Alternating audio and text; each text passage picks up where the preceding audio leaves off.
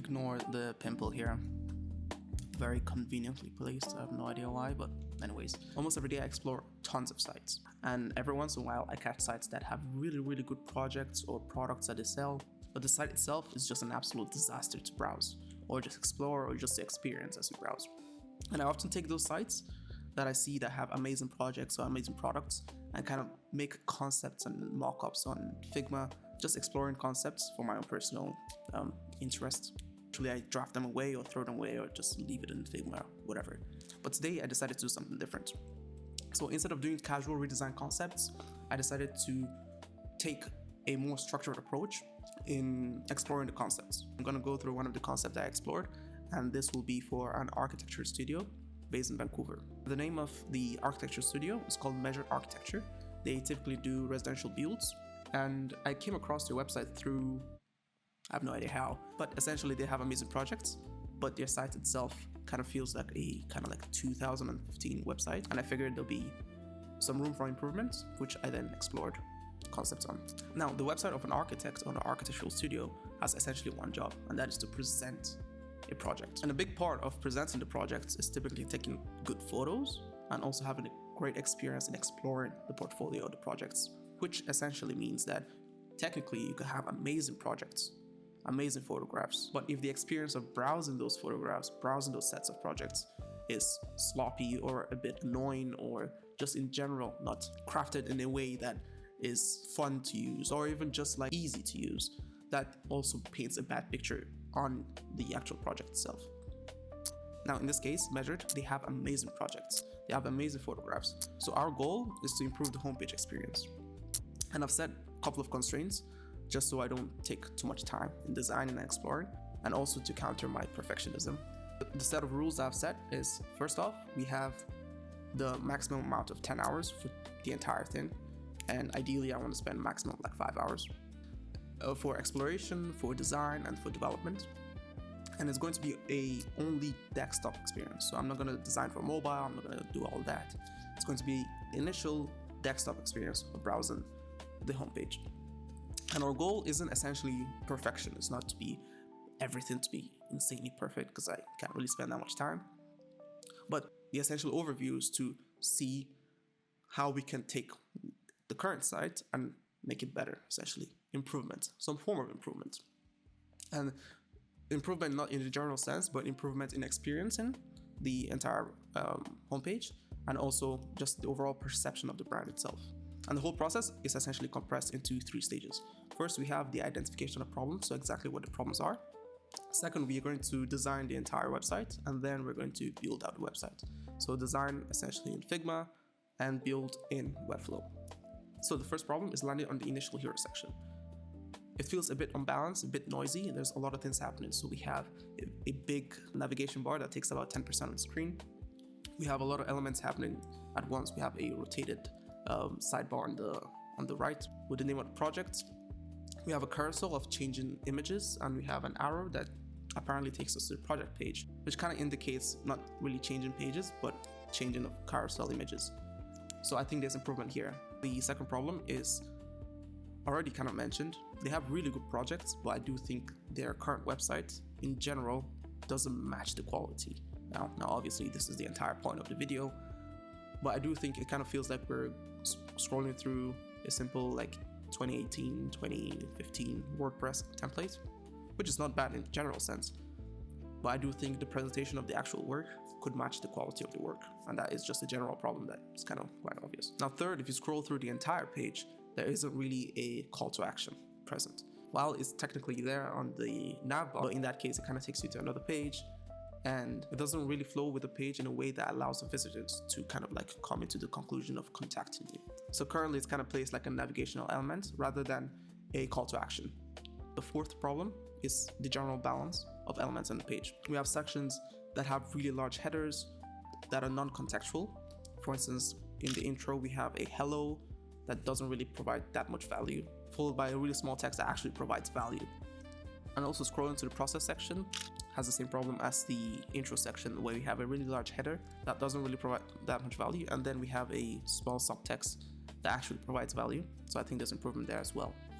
But with that in mind, our goal is to match the quality of the project that they have with the experience of browsing the projects. And that takes us to the design phase.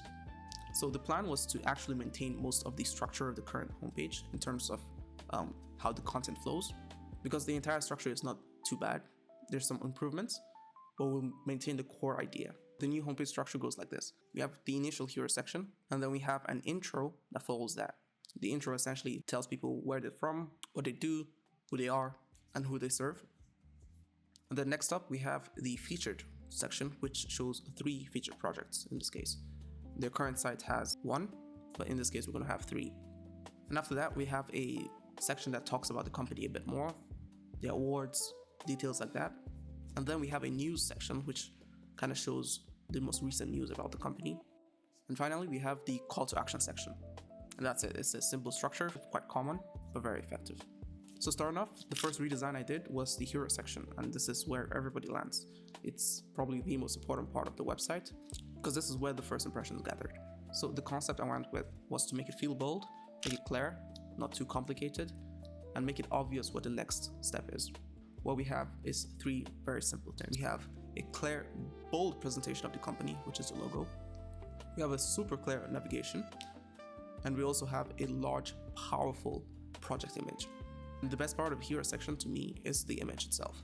I think it's quite distinctive, it's quite unique. And I also let the image bleed past the viewport just so it pulls users to scroll. Now, right after the hero section, I added a clean intro block. It's just a paragraph that explains exactly what they specialize in, who they are, where they're based, what kind of clients or projects they're best at. And directly under that, I dropped a video of the principals talking about the entire process. Now, this intro section is a huge improvement compared to the current version, just because in this case, it actually feels like we're talking about the company itself, rather than the way it is currently on their website, where it feels more like a greeting rather than important context on what they are, who they serve, primarily because of the imbalance between the large hello rather than the important subtext that they already had there. Now, as you scroll, we are introduced to the featured projects. As I said earlier, I decided to go with 3 featured projects. I explored quite a bit of concepts on how exactly we present these 3 projects. Now, I eventually settled on a one-on-one experience. Essentially, as you scroll, it's 1 project at a time. And in this case, we have the core image, and we have 2 alternative images that float on both sides of the core image. This allows us to provide even more context about the project itself. So rather than having 1 core image, we have multiple project images that are curated based on exactly what we want to show. Now, it's kind of similar to how they have it currently, but in this case, we allow for more breathing room. That way, people can consume the actual content itself rather than try to balance out what exactly they're looking at. After browsing all 3 projects, you land on the View More Project section. And I decided to give it a high importance compared to the way it currently is. Currently, it's a really small text under the core project image that is shown. But in this case, I decided to have it full page, and the experience is when you come into the section, you flip through 4 random project images. And it kind of outlines and shows that there's a lot more to explore. Also, again, providing even more context as to the type of projects that Measured is capable of, and giving them a little bit of breathing room to browse or click into or explore.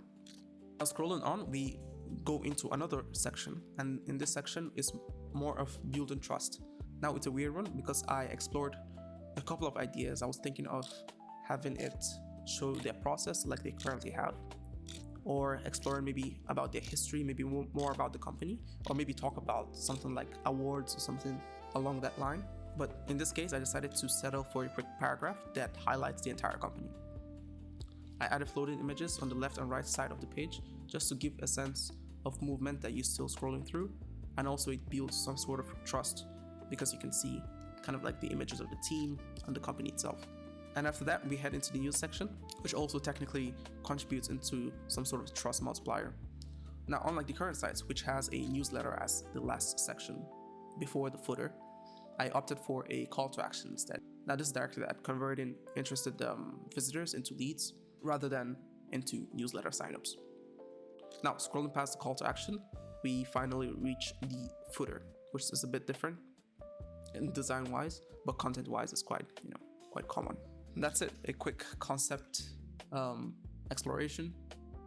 It's not a full structural reshape or anything too crazy, but a bit of an improvement in terms of experiencing the projects that they have, figuring out who Measured is as you browse the website, and eventually a call to action to actually guide visitors into becoming customers.